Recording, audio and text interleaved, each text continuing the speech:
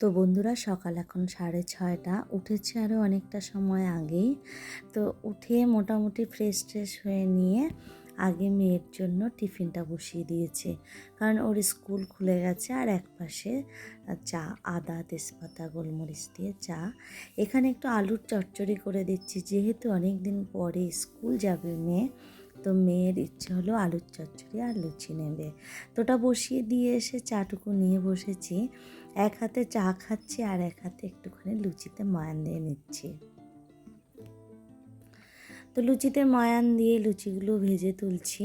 খুব একটা ভালো হচ্ছে না, কারণ অনেক দিন পরে লুচি করতে নিয়েছি, কিন্তু করার কিছুই নেই। মেয়ের যখন ইচ্ছা সেটা আমাকে করে দিতেই হবে। আর এই লুচি করার জন্যই আমাকে আজকে খুব তাড়াতাড়ি উঠতে হয়েছে।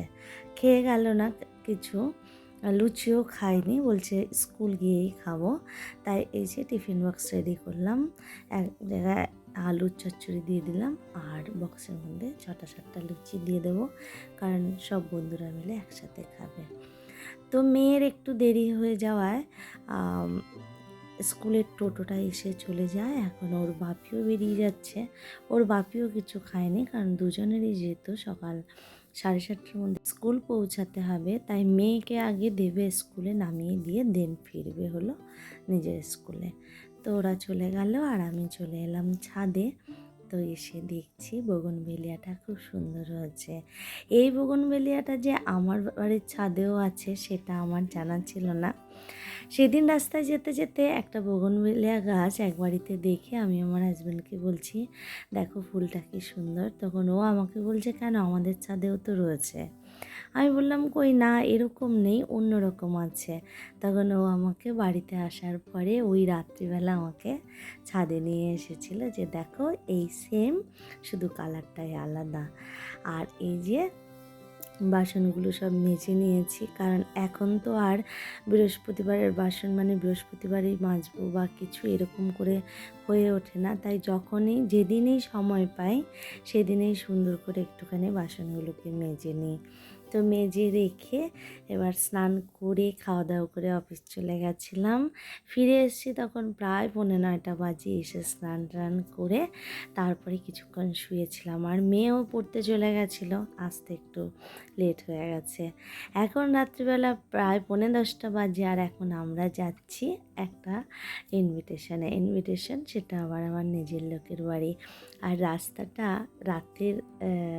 রাস্তাটা দেখতে ভীষণ ভালো লাগছিল আমার। আর রাস্তাটা পুরো নয়, মানে একদম ফাঁকাই ছিল, মাঝে সাঝে দু একজন করে লোক দেখছিলাম।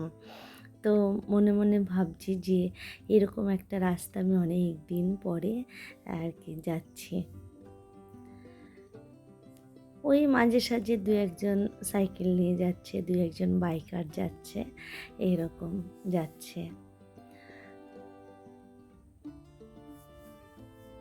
তো কিছুটা আসার পরেই আমাদের যে বাজারটা বাপের বাড়ির পাশে বলতে একটু দূরে যে বাজারটা, সেই বাজারটার মোটামুটি কাছেই পৌঁছে গেছি। আর এই যে এটা হলো সেই বাজার, এটার নাম হচ্ছে চৌমাথা। খুব বেশি লোকজন নেই, আর আমি ওকে বলছিলাম ডেভেলপমেন্ট খুব বেশি কিছু হয়নি।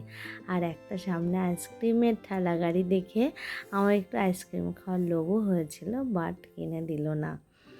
যাই হোক, পৌঁছে গেলাম প্রায় বাপের বাড়ির কাছাকাছি।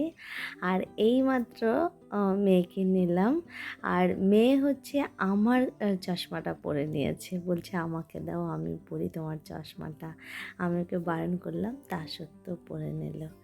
আর এই যে আমরা এসে আবার একটুখানি কোল্ড ড্রিঙ্কস আনতে গেছিলাম। আর এই যে এখানে বসে বসে বাবার মেয়ে মোবাইলে কিছু একটা দেখছে। আর এখানে এটা হচ্ছে আমার ছোটো মাসির ছেলে, ও কিছু একটা করছিল আর মা এসে একটুখানি আমাদের সঙ্গে দাঁড়ালো, কারণ এখন অনেকটা রাত, প্রায় 10:15 10:30 বাজে। আর আর রান্নাঘরে চলে এসেছিলাম মা কী কী রান্না করেছে সেটা দেখার জন্য, বাট দেখতে পারিনি। আবার এদিক থেকে বাবু একটু ডেকেছিল তাই চলে গেছি। আর এইখানে মা আর মাসি দুজনে বসে সব বাটি করছে সমস্ত রান্নাগুলো, কী কী রান্না আছে সেগুলো। আর আমি একটুখানি ভিডিও করে নিচ্ছিলাম। তো অনেক কিছু মা রান্না করেছে আর এইখানে সবাই খেতে বসেছে। আর আজকে অ্যাকচুয়ালি যেই কারণেই আর কি ডিনারে ডেকেছে সেটা হলো এই যে যাকে দেখছেন এখন ভিডিওতে, ইনি হচ্ছে আমাদের বাড়ির নতুন জামাই নয়, তবুও নতুন, কারণ উনি ফার্স্ট টাইম এসছেন আমাদের বাড়িতে। আর হচ্ছে আমার মাসতুতো বোনের বর, যেই অ্যানি কথা বলা হয় মাঝে মাঝে, সেই অ্যানির বর। তো ওকে খাওয়ানো উপলক্ষে আজকে আমাদেরকে ডেকেছে। তো এখানে খেতে বসেছে ভাই, আমার হাজবেন্ড, আমার বোনের হাজবেন্ড, আর আমার মেয়ে আর যিশু। এই হচ্ছে আমার বোন অ্যানি। ছোটো মাসি নিচে বসে আছে আর মা ওইখানে বসে বসে সব বাটি করছে। তো আমাদের খাওয়া দাওয়া কমপ্লিট হয়ে গেছে। তো বসে একটুখানি আড্ডাও মেরেছিলাম। এখন রাত প্রায় 11:30 বাজে। এখন বাড়ি যাওয়ার তাড়া লেগেছে।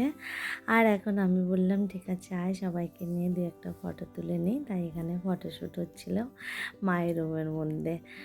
তো হচ্ছে আমার মেয়ে বলছিল যে অ্যানি আন্টি আমি তো তোমার থেকে লম্বা হয়ে গেছি।